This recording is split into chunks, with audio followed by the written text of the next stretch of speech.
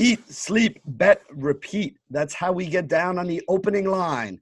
And today, we're going to be talking a little more college football. So we got part 2 of our college football preview here at EliteSportsBetting.com. I bring back the usual suspects. Real Frank Brank and Golfman Poli are here with me today, 2 of our college football betting experts. We went through most of the games on the 21st. I actually skipped one, so we'll start with that one here. And then we're going to talk about the games on the 23rd through the 26th here as well.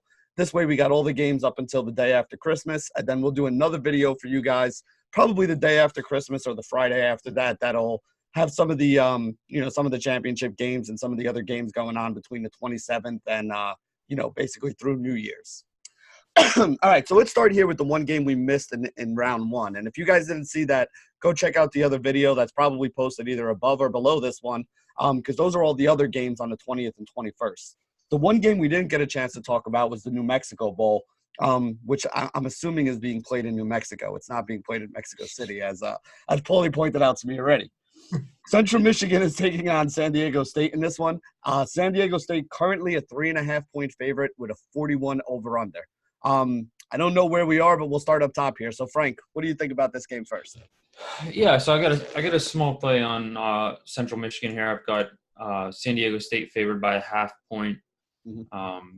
The key to that is, looking at San Diego State, I've got them ranked as 120th in efficiency for offense and 38th in efficiency for defense.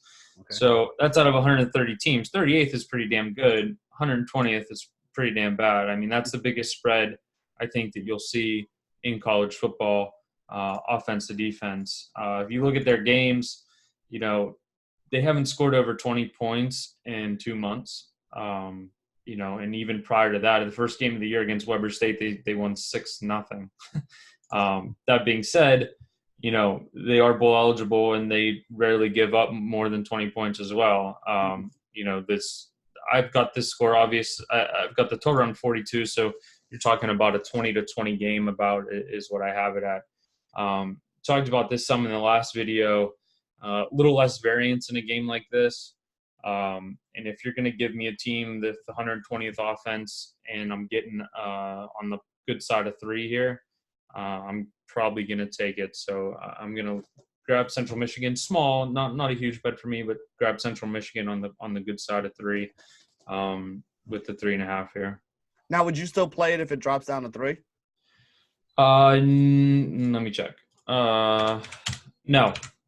So Okay. I'd want the 3.5 at normal VIG, Mm-hmm. which it is. It's minus 108 at Pinnacle. I do see some minus 114s, but minus 110 at 3.5 is playable for me. If that starts to get into the 115 area with the VIG, I'm probably not playing it, but I'll lay the 108, 110s. All right, and I'm looking at it here. Opened at 4.5, opened at 40.5. So we've seen the total move up a little bit, and we've seen the spread move down a little bit here.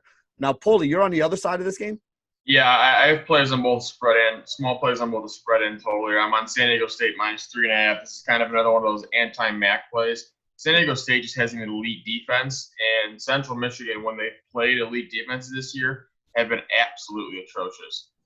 So like in their home MAC schedule, there's really not any good defenses in the MAC. So if we look past that, 2 of the non-conference games they played Wisconsin, which was a very good defense, had a total of 58 yards and 0 points. They played Miami, which isn't necessarily an elite defense, but I would say is a similar defense to what we'd be seeing from San Diego State, and they had a total of 12 points in that game. So I'm thinking that Central Michigan kind of comes out something closer to that, and maybe we see a final score of like 20-13 or something like that. I have the true line around 4.5 for San Diego State, so it's a small play there.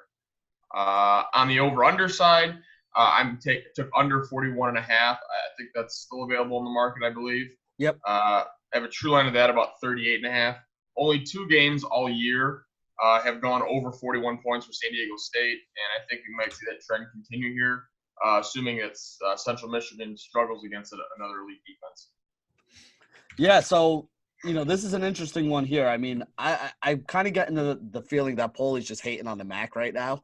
So we're going to have to keep an eye on to see how some of those other MAC teams performed. I mean, this might be the second or third game that has a MAC team in it. So if those other teams are all looking like crap out there, then we know that, this is a crap conference, as Paulie's kind of saying. And that might be something that would push me onto San Diego State and off of Central Michigan if that happens. And there is one other little fact about the Central Michigan and San Diego State matchup that's kind of interesting. San Diego State's only given up 868 yards of rushing all year, so it's like 2.6 yards per carry, whereas Central Michigan has rushed for over 2,400 yards for this year. Wow. So it's a pretty good strength up against San Diego State's best, defensive attribute, and I'm leaning towards San Diego being able to stop that. It's an unstoppable force, a movable object situation here. So we'll see which way that works out. And to be honest, whichever way it works out is probably going to be the way the game works out as well. If Central Michigan finds themselves having success running the football on the ground, they could wind up coming out here with a win. If San Diego State can shut that down, I don't know how Central Michigan's going to wind up moving the ball. So that could wind up being the key to this game right here. All right, so let's move on to the games that are starting on the 23rd right now. So the first one we can talk about, there's actually only one game on the 23rd I'm seeing here. The Gasparilla Bowl, which I'm assuming is down in Tampa.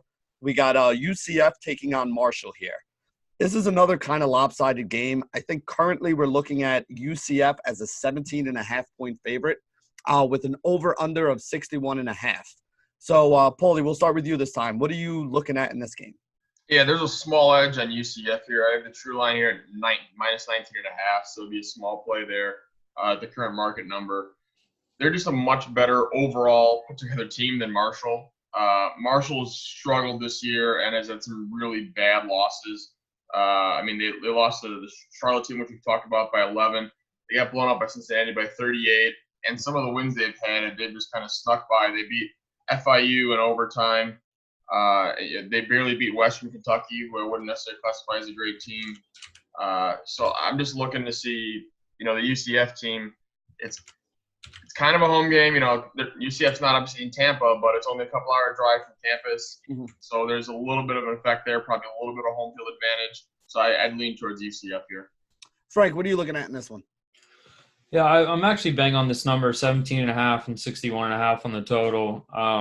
UCF is obviously a lot better than Marshall. It's kind of unfortunate this game. UCF with their national championship claims stuff from a couple years ago and all that. I would have rather seen a better situation here with UCF just to play a better team to either legitimize or delegitimize their success over the last few years. One of them against Appalachian State. Yeah, that would have been a good match. That actually would have been a matchup I would have been looking really forward to. Matchup. Yeah, or them against Boise or something. Yep. But their UCF's offense is pretty good. I have them ranked at 24th overall, and as a team in 19th in offense, it's really not that bad. 22nd overall efficiency. I'm pretty against this idea that you can play a terrible schedule and be in a garbage conference and just keep winning it and get into the playoff. But no one wants to watch a team that's going to win by 20. I don't want to watch that game. I just wish they would have done something more with it. That being said, no place for me in this game. Marshall stinks. UCF's pretty decent. I tend to stay away from these bigger spreads anyway. So nothing for me here. This is really a horrible situation because it's going to probably be a pretty bad game overall, and there really isn't much to bet on based on the numbers here. So this is one of those bowls on the 23rd. I think it's the only major bowl on the 23rd too. So we're not going to have a lot to bet on 2 days before Christmas. But there is a game on Christmas Eve that I'm kind of interested in here. We got BYU taking on Hawaii in the Hawaii Bowl. Hawaii is a 2-point underdog in this game. The over-under is 64. At the very least, this one should be a lot closer and more competitive, and it gives me something to do while I wait for the kids to fall asleep before pulling the presents out of the closet and putting them under the tree and pretending Santa did it. So let's see. We'll start with you this time, Frank. What are you seeing on this game? Yeah, no play for me in this game. I do enjoy watching Hawaii, especially when they're on late night on a Saturday. But I think it's officially listed as a neutral game, although it's quite clearly not going to be. I've got Hawaii by 2. I think that's what the number is, right? 2. Yeah, and there's not too many Mormons in Hawaii. Sorry, I got BYU by 2. That's what I meant. But yeah, BYU's favored by 2. Yeah, that's what I meant. And I got the game at 62.5. So nothing really for me. Hawaii's been fun to watch. BYU isn't really. They've been better this year. They lost to South Florida, but after that, I mean, they won. I think they won every game to finish out the season, like 4 or 5 or something like that, and lost their last game of the year to San Diego State. But like we talked about before, these teams that are mediocre overall, and then they play a mediocre team with an elite defense, and they put up 3 points. So, but there'll be some points in this one. It'll be a good game to watch. Probably one of the games that I'm more excited to watch, but I won't be playing for this game though. Yeah, so Paulie, I'm looking at some of the lines on this game where it opened and where it's sitting at now. Basically opened at -2, and most books still have it at -2. You see a few -1.5s here and there. And then the total on this game opened at 64. You see a 63 here and there. But for the most part, this game has been right on the money and kind of stayed on the money from the start to finish here. So anything that you're looking at, or are you in the same mindset as Frank that Vegas did a good job pricing this one? Yeah, they did a good job pricing this. I'm pretty much right on market. Just one thing to note, whenever you see isolated games on like solo days, especially on a day where people are going to be, not where they're working and watching it, people are going to see, ooh, Hawaii playing a bowl game, ooh, in Hawaii. And you're probably going to see a lot of public money flowing in Hawaii. So you might see that number shift down to where you can get BYU at Pick'em or maybe even +1 by the time it kicks off. Interesting. And so would you put a play on it if it gets down to there? I assume you're on the BYU side. If it got to +1 or let's say -105 on the money line, I'd probably play BYU. All right, so that's something interesting to watch out for there. We may be able to see some line movement there. Hawaii, interestingly, is one of the most bet on and bet against teams every year because it's the latest game. So you got all the people chasing. Yeah, especially the dumb money. If you're up for the day, a lot of people try to double up on the Hawaii game.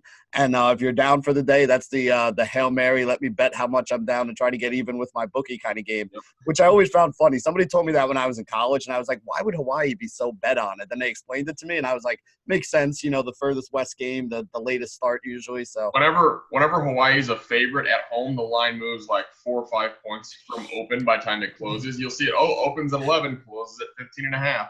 Because the books are just getting dump trucked with money on Hawaii because teams are betting the home favorite. Remember a couple years ago, I want to say Colt Brennan, I think was his name, the quarterback for Hawaii. And it was like every week, like everybody was all excited about the Hawaii game. And like, I think I just seem to remember everybody always telling me like, oh yeah, bet Hawaii tonight. And I'm like, you guys are fucking morons. Scoring 60 points a game. Yeah. Taking Hawaii in the over every week. And you know what? For a while, everybody was either getting even or doubling up on it. And then there was one where they completely blew it, and it was funny because none of my friends wanted to go out that week. Everybody was broke. So books have been cleaning up on the Hawaii games in the last like 3 or 4 years. I saw a stat the other day where I think Hawaii, when they are favored at home, I think are like some insane stat, like covering only at like 18% of the last like 5 years, something like that. Yeah, and everybody's still throwing money on it because it's the based on the closing line because it's been inflated by like 3 or 4 points or even higher because all the money that's being bet. That's crazy. But you know what? Like you said, it's been that way for years where the money has been rolling in on that game, the latest one. So it is what it is there.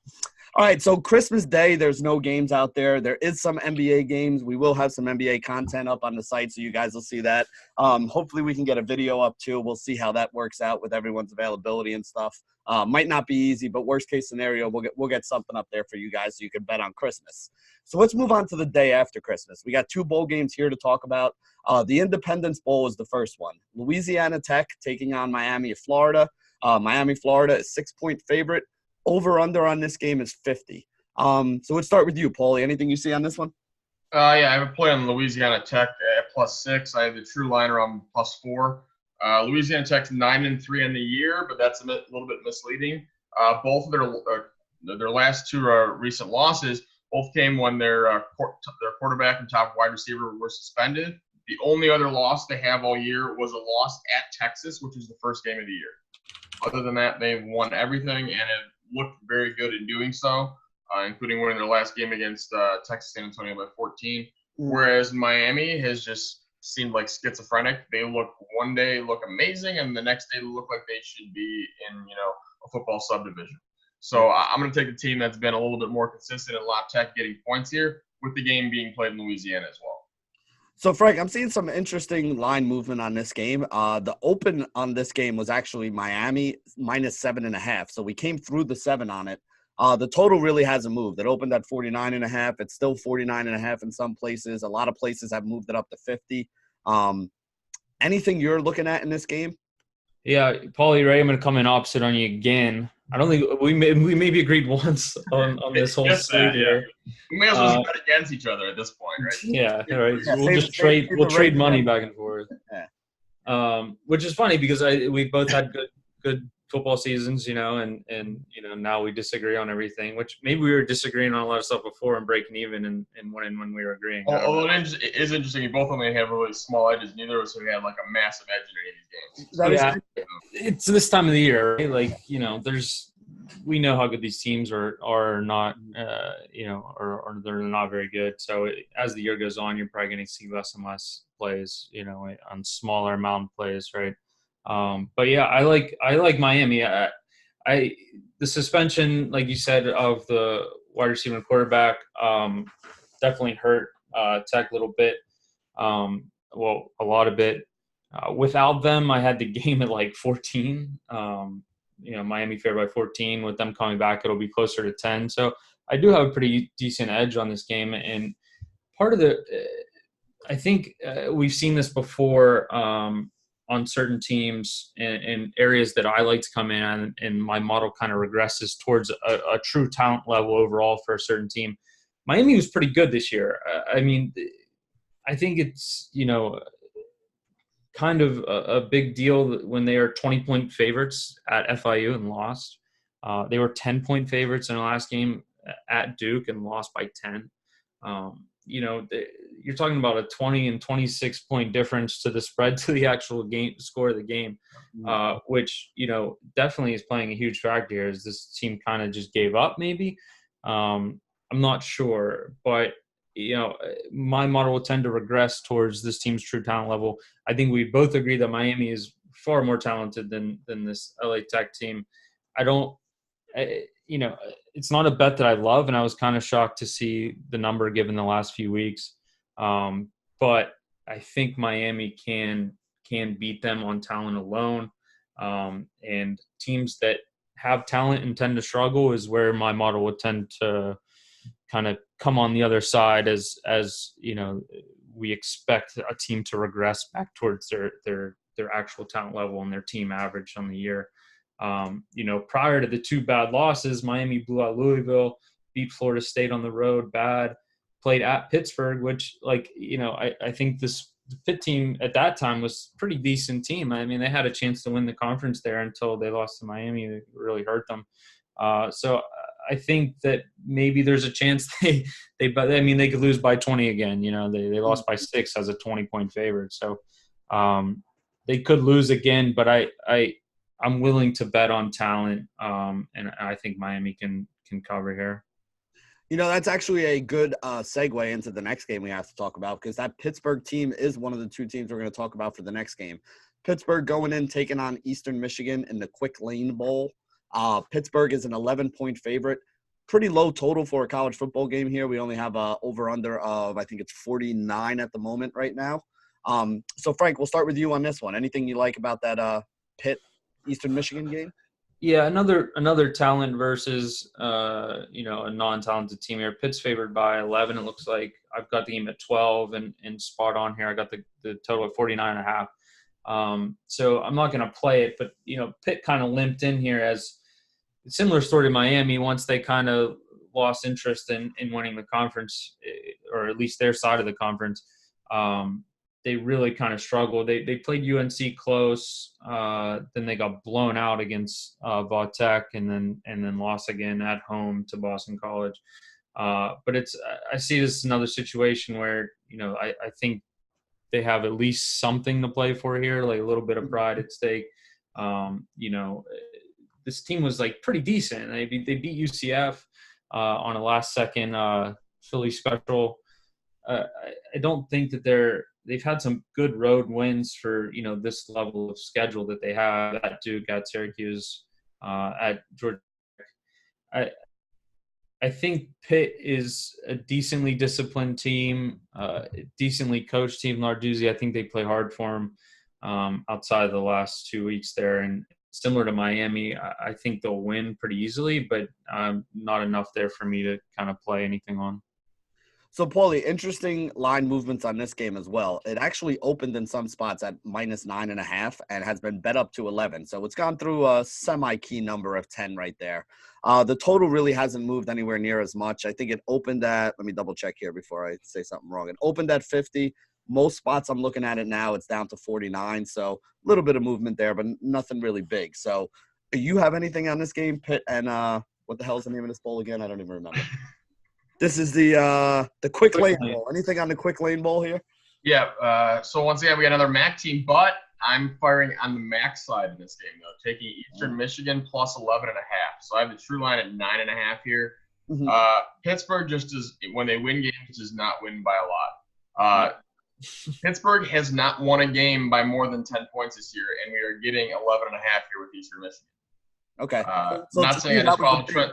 That was the big line movement for you then, to go through the from 9.5 up through the 10 to yeah, the minute I see 11.5, I kind of had to fire on that for a small play. Eastern Michigan isn't necessarily a great team, but Pitt, I just don't know if they have a full motivation to take care of business here in terms of blowing somebody out to winning by 2 touchdowns. We saw Pitt play against another MAC team who was 6-6 earlier in the year, Ohio, who won 20-10, and that was at Pitt. Mm-hmm. So that could be a very similar result here, 20-10, and we'd cash the 11.5. Other thing to note is this is being played in Detroit, which is a very short drive from Ypsilanti, Michigan, where Eastern Michigan is at. Mm-hmm. So it's kind of a home game there.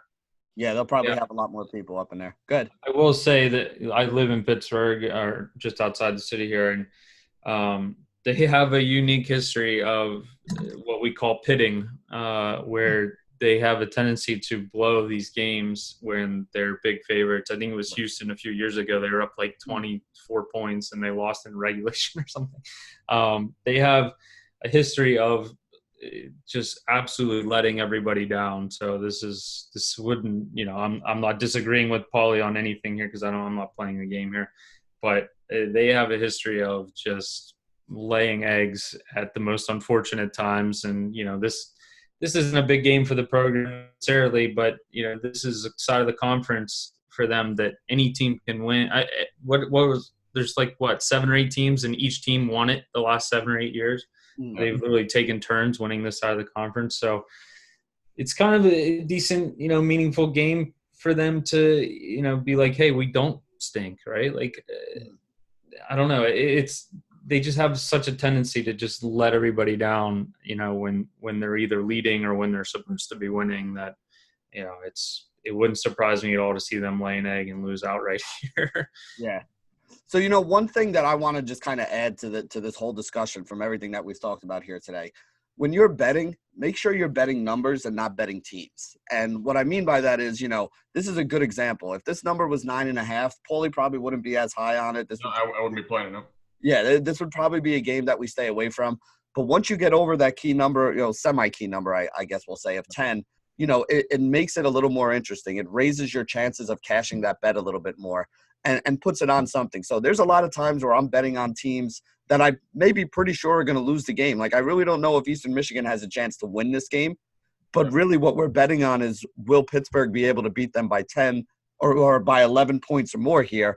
And that's kind of more the way you really need to look at a game like this. It's is Pittsburgh good enough that they're going to be able to kind of run away and win this game by, 2 touchdowns or something like that? So remember, it's not always the teams that you're betting on, which, again, sounds a little weird. But when we're looking at these spreads, we're really betting on the numbers here. And this is one of those numbers that, would kind of have us leaning a little in the Eastern Michigan direction instead of in the Pittsburgh direction. Especially in a low total game as well. Points are worth more. Yeah, now you said this could be a 20-10 total. Do you have anything on the total here? Because I think the total no, it was only a couple point difference, not enough for me to play there. But it's just one of those where Pittsburgh, just when they get up, they tend to just kind of not milk the clock. But you're not going to see a high-flying offense there. But Eastern Michigan should put up some points. That's just the only thing that kind of worries me is if Eastern Michigan gets out to lead, you'll see Pitt rally and the game might go over then. Okay. All right. So that makes sense there. Yeah. I mean, the spread, the total hasn't moved as much as the spread has. It went from 50 down to 49. So, still a decent number, but not a very big number considering some of these other ones. It's a pretty good spot for live betting the total, I think, once you can kind of see the matchups and the way it starts out in the first quarter, I think. So if Eastern Michigan takes an early lead, you think the over would probably be the way? I would think the over would come in, and if Pitt takes a lead early, I would think the under would actually come in. Frank, you got any thoughts on that? Other than just having lived here and watched this team, Narduzzi certainly is more of an old school defensive guy, and he likes to run the ball. I think their game plan, especially against an inferior team, will be, get ahead and just run it out and play defense. That would be my understanding. Granted, Pitt hasn't had good defenses under Narduzzi whatsoever. They're better this year defensively. Historically, Pitt has had great running backs and pretty bad quarterbacks over the last 2 decades. So I'd say that it wouldn't surprise me to see exactly what Paulie's saying, where they're up 10-0 in the first, and the next thing you know, they're just trying to run out the clock and trying to win 17-10. Mm-hmm. So it certainly wouldn't surprise me to see that happen. You can just look at the scores of their games and see exactly what's going on in these games. As soon as they get challenged, like by a UCF offense, they tend to keep up and put up points if they need to. But UNC challenged them offensively in their overtime win against them. And then you see them, against a team like Georgia Tech, that's just going to be – everyone's just going to be running the ball, right? Georgia Tech's somewhat inferior to them, and they're going to run it. They're going to run it. And Pitt's just going to keep milking that out and try to win at the end. That's just how they've played under Narduzzi, that like old school style of football that doesn't really work anymore, but that's the way, it's just how they win. But it does work when you have inferior competition that you're going up against and you're able to. Yeah, it does. Right. So basically the way I'm looking at this game, I mean, pre-flop, I'm probably going to let it go. But, depending on how things work out in the first quarter or two, this is probably one of those games that I'm going to be looking to get an end game here. The worst thing would be if it's like 7-7, because then you really don't have a lean one way or another. But if either one of these teams takes a 2-score lead early on in the first quarter, it's going to kind of dictate the way the tempo is going to go the rest of the game. So if Pitt's up by 10 points, I think I'd be willing to look at the under in this one. And if Eastern Michigan winds up 10 early on, I think the over makes some sense because Pitt's going to have to throw and kind of get themselves back in the game. And like I said, sometimes the end game is the better place to bet than, trying to guess which way it's going to turn out right away. This way you get a chance to see the way the game's playing out, see who came to play and who didn't. And then, we can make some adjustments from there. So that basically wraps up our analysis of all the games leading up to December 26th. We will have a part 3 of this video for the games that start on the 27th and go through to the New Year's. And that's going to be some of the bowl championship games and some of the bigger ones that people are interested in. Do you guys have anything you want to add about all these games before we sign off here? Maybe next time me and Paulie can agree at least once on a game. Yeah, and you know what? It also kind of outlines, this is one of the things with college football that makes bowl betting kind of tough is, we haven't seen any of these teams in about a month or so. Most of these teams, the last game's 3-4 weeks ago. And, we've seen it play out in years past where some teams come to play. Some teams just, have already written off the season and are starting to think about graduation or, whatever else is going on. These aren't really the teams that are going to have guys that are not playing because they're going to the NFL draft. So we don't have too much to worry about with most of these teams with that kind of stuff. But again, we talked about college football videos in the past. It is something you got to keep an eye on, especially for some of the games that are coming up. Because again, you take one of the stud players off any one of these teams, it's going to affect the way you kind of look at them there. So for Frank and for Paulie, this has been Benny. This has been another episode of The Opening Line at EliteSportsBetting.com.